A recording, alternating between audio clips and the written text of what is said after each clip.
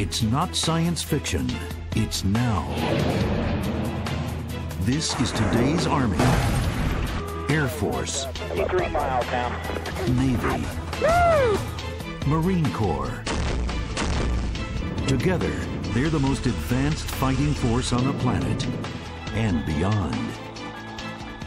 The biggest advantage in combat has always been to be able to see your enemy before he sees you. Today, that means orbiting surveillance satellites capable of reading the license number on a vehicle 500 miles below, or goggles that can amplify the light of a star thousands of times and turn night into day. Tight formation coming in.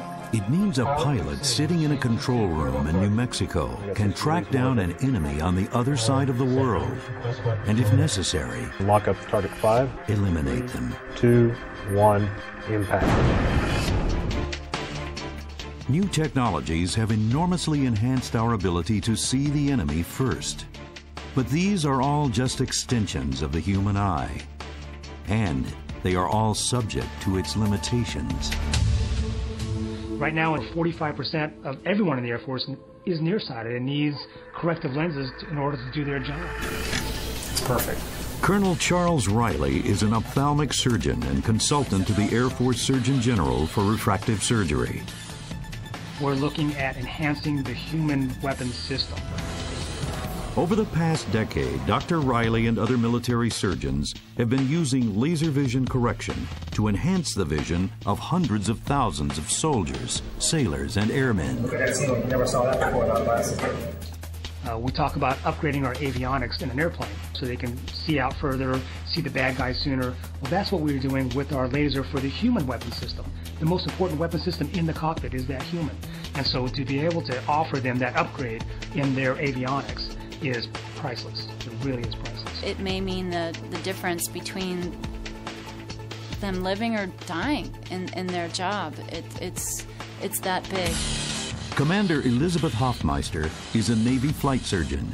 She was involved in some of the original studies that led to the military's approval of laser refractive surgery.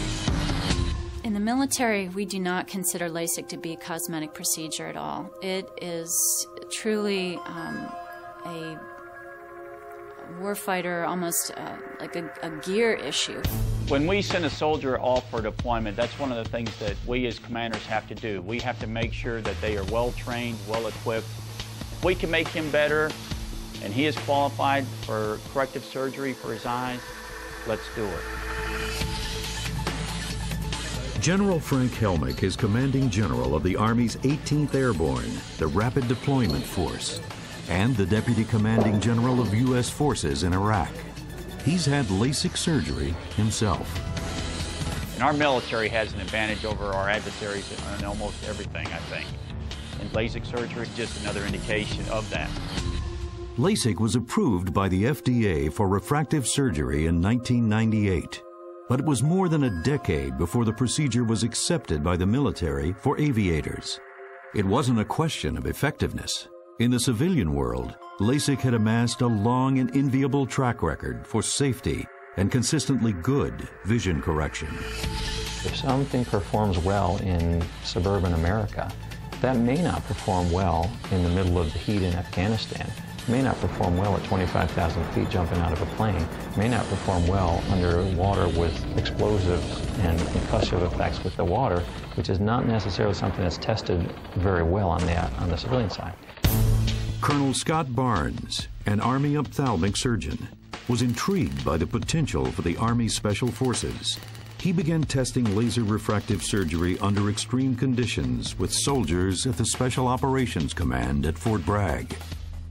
I want to make sure that I know that I've given him the best opportunity, that we, as the Army, have given him the best opportunity. And unless we've done that study ourselves, I mean, it's kind of Ronald Reagan's mantra of trust but verify. We believe that most of those things are probably correct. We just want to see it for ourselves.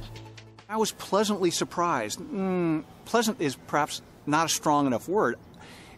It was amazing how well folks did that in all the environmental studies that we looked at. Dr. Steve Schallhorn is considered to be the founder of the military's refractive surgery program. As a former Navy Top Gun pilot, instructor, and ophthalmologist, Schallhorn was in an ideal position to see the potential and the problems. Before we'd even consider doing something that could affect their vision, we want to make sure that procedure is safe and effective. It's in all of our interest to do that. And that's why we spent years and years, study after study, looking at how safe and effective this is in the environment that our folks have to go into. He spent nearly 10 years putting laser eye surgery through every test he could come up with. We looked at performance before and after we did laser vision correction. And what did we find? Better performance after laser vision correction. Well, better is a good thing, and that's why I was like, dude, this is pretty darn awesome. And all the studies lined up very similar to that. The results that we've been seeing with our aviation study have been phenomenal. Captain David Tanzer, also a Navy eye surgeon, worked with Schallhorn on a number of studies, concentrating on naval aviators. In 2004, he began testing wavefront analysis, a new diagnostic technology. Wavefront could identify the slightest flaws in the eye's optics and then guide a laser to correct each of those defects. With the addition of wavefront analysis, Captain Tanzer and other military researchers found LASIK could routinely produce supervision well beyond what's considered normal. It's not 2020. It's not even 2016. It's 2012. It's 2 lines better than 2020. 92% of 2012 were better uncorrected, and 35% are 2010. They max out our eye chart. In 2006, after nearly 14 years of countless studies, tests, and trials, Steve Schallhorn was finally satisfied. Looks good, Paul. Looks real good. On that point, then we said, this is good enough for aviators now. We had done the environmental studies. We had obviously very intense, many studies looking at this quality of vision aspect, looking at modern technology, and then we decided it's good enough for aviators. At that point, we started LASIK in aviation. That opened the door for LASIK in space.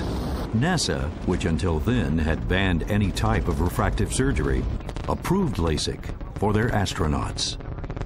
And that represents a real milestone. NASA looked at the safety and effectiveness of LASIK in great detail over the years, and they have deemed it safe and effective for use in their astronauts. We should take great comfort in that, in knowing that it has reached that level.